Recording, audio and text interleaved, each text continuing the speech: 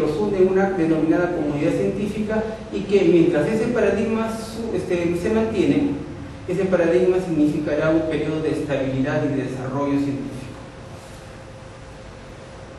Esto es importante porque existen etapas, porque justamente hemos hecho referencia al paradigma de la codificación como una de las probables causas que motivan las causas de nuestro fenómeno objeto de presente estudio.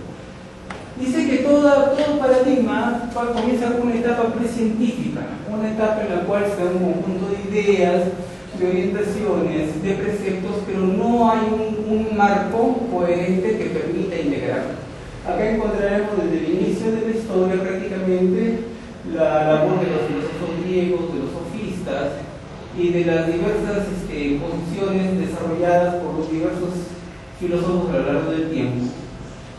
Viene la etapa del logro. La etapa del logro es justamente la etapa ¿cuál es el logro? Es el acontecimiento primordial a partir del cual empieza a tener coherencia todas las ideas que hasta anteriormente solamente estaban en una etapa de inconexión o que se daban en forma aislada. La etapa del logro, en el caso del ámbito del derecho, se da con la aparición del famoso Código Civil Napoleónico de 1824. Ese es el punto de inflexión a partir del cual nosotros podemos estar hablando de una etapa de logro de conexión, porque a partir de ahí empieza a germinarse justamente la idea de lo que implica o de lo que significa el paradigma codificador. Y implica un conjunto de circunstancias. Entendamos que el paradigma codificador implica, entre otras circunstancias, el entender de que existe un legislador omnipotente, de que el legislador viene a ser la expresión del pueblo, que justamente las personas, en tanto seres humanos, tienen derechos antes que deberes, y que de manera sistemática, concreta y precisa, y por ende eficaz y eficiente, nosotros podemos condensar en un código o un conjunto de normas debidamente ordenadas y sistematizadas, a las cuales podemos recurrir rápidamente para encontrar y solucionar el problema que se nos presenta. Ese paradigma codificador que aparece en la etapa de logro necesita un periodo de asentimiento, de desarrollo, de asentamiento, de consolidación. Esa es la etapa de la conversión, y esa es la etapa que se va a lo largo del siglo XVIII con la aparición de las grandes doctrinas que se dan en diversos ámbitos. Por ejemplo, que se da en el ámbito del derecho penal, con Feuerbach, sobre todo con la famosa sentencia de nula pena sine lege, por ejemplo. En el ámbito del constitucionalismo inglés, donde se da preeminencia a la constitución o a la norma de mayor jerarquía. Esta etapa de conversión va a generar un periodo de consolidación denominada ciencia normal. La ciencia normal para el ámbito del derecho estaría dada básicamente con la aparición y el desarrollo de la teoría pura del derecho, del positivismo jurídico a partir de Kelsen, y el abandono casi definitivo de posturas naturalistas. Sin embargo, dice, y siguiendo el esquema de Kuhn, todo paradigma nace, crece, se consolida, se desarrolla y empieza a morir progresivamente. Dentro de esa situación estamos frente a la etapa de crisis. La etapa de crisis del contenido positivista lo vemos sobre todo a partir de la sentencia del Tribunal de Nuremberg, donde los jueces, apartándose de criterios netamente positivistas, vemos de que agregan a su vez en sus decisiones criterios naturalistas, criterios sociológicos, criterios valorativos que aparentemente no debían aplicarse porque estarían contaminando la esencia del derecho, porque Kelsen justamente hacía referencia a eso, de que su teoría se mantendría pura en la medida que. Después de la etapa de crisis viene la etapa de emergencia, donde aparecen nuevos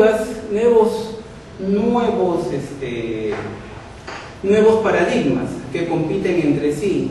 Y ahora se habla de paradigmas como, por ejemplo, el realismo escandinavo, como la teoría de los derechos emergentes, como por ejemplo la teoría de la concepción de lingüística del derecho y otras. Hasta que llegaremos en un momento, según la estructura establecida por Kuhn, a un nuevo paradigma que logre totalizar y complementar todo. Es en este contexto que nosotros hemos señalado de que la crisis del paradigma codificador en el cual está viviendo el mundo entero es una situación clave para comprender y entender también por qué nuestra figura en materia de estudio, el ejercicio o omisión abusiva del derecho, no permite o no cuadra en los últimos tiempos, por cuanto constituye definitivamente una situación bastante complicada ante la ausencia de paradigmas que nos permitan o que les sirvan de sustento y apoyo para su aplicación.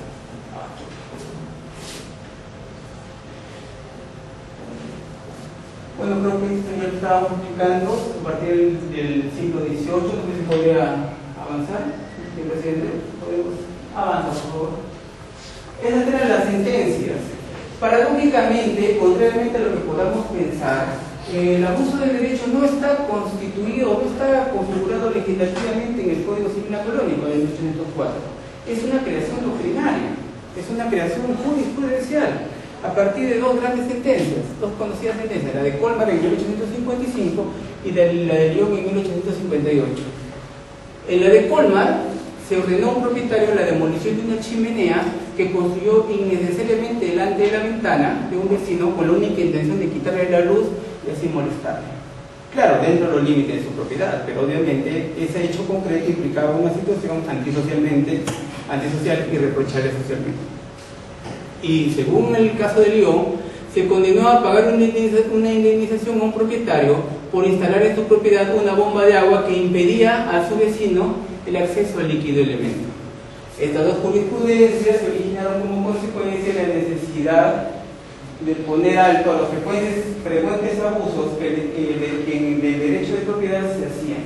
Y es que efectivamente, si nosotros recordamos en el artículo 924, 923 es la definición del derecho de propiedad, pero un derecho tan amplio como el derecho de propiedad va a tener un montón de inconvenientes. Por ejemplo, ¿quién pone límite al ejercicio de este lapicero? Entonces, claro, yo puedo denunciar que tengo derecho a la propiedad, perfecto. ¿A la propiedad de qué? De X a la N en bienes.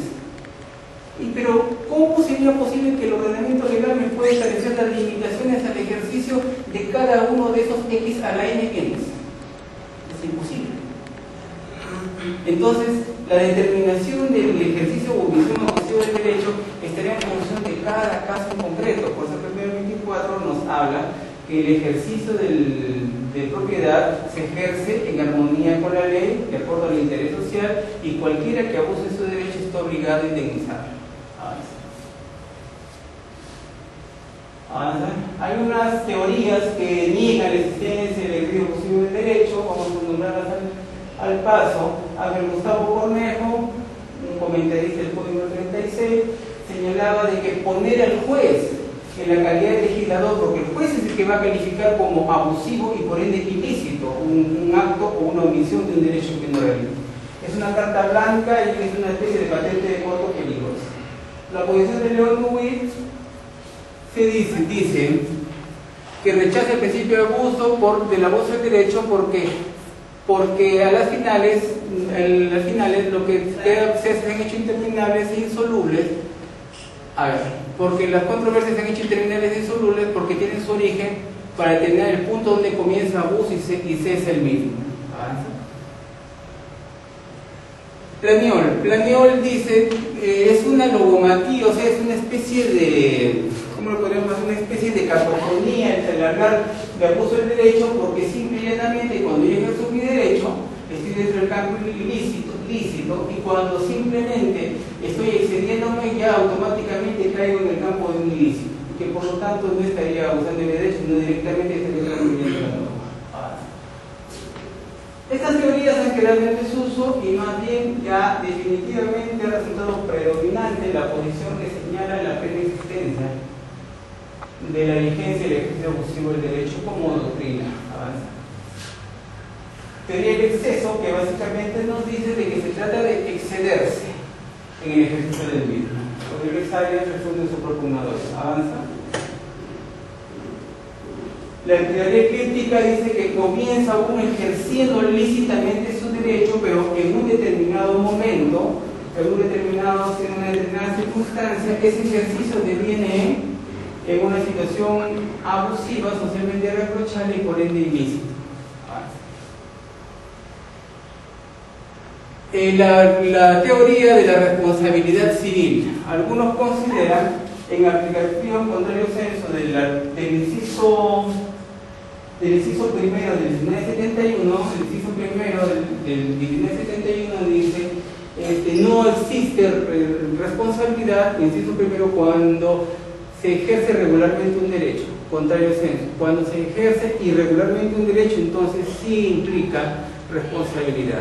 Entonces hacen equivaler los términos de ejercicio irregular con una situación abusiva. Dentro de esa perspectiva, esta posición considera de que en realidad detracenia es uno de ellos. En realidad el ejercicio o omisión abusiva de derecho en realidad es una regla de aplicación semi-general de la responsabilidad civil en tanto teoría más avanzada.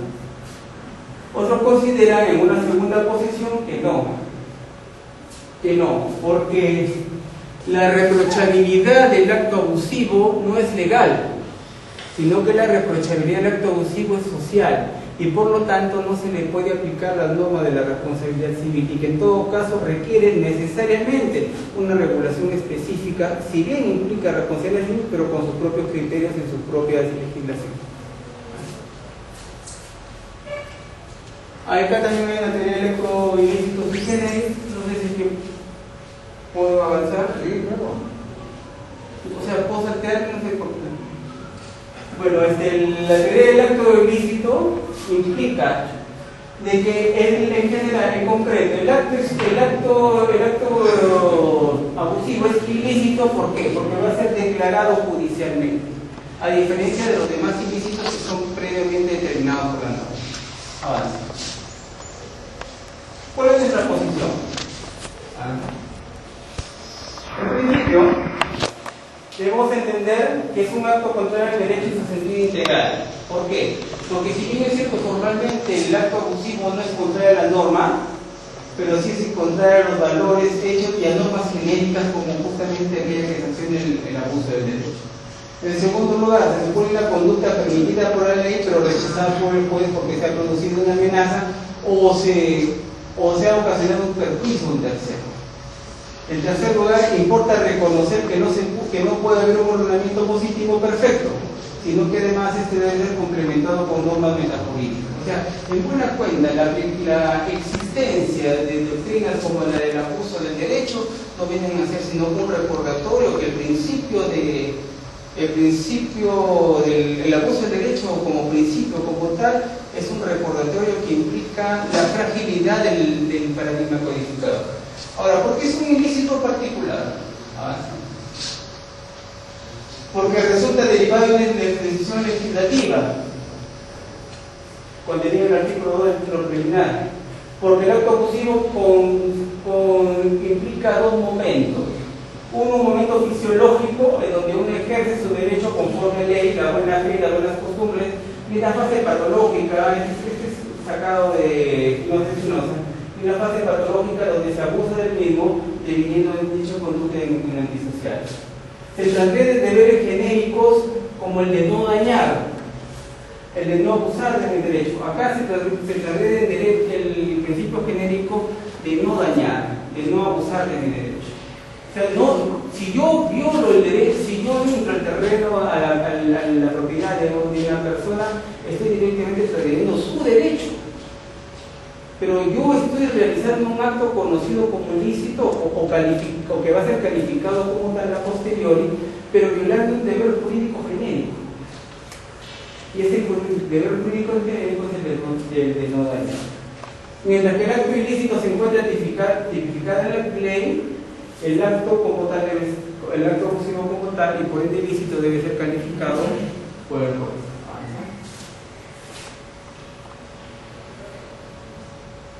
Acá también de la legislación nacional avanza. Bueno, son posiciones avanza, mejor porque el tema del año 36, código del 84, bueno, hemos hecho referencia a eso. Avanza. En la Constitución del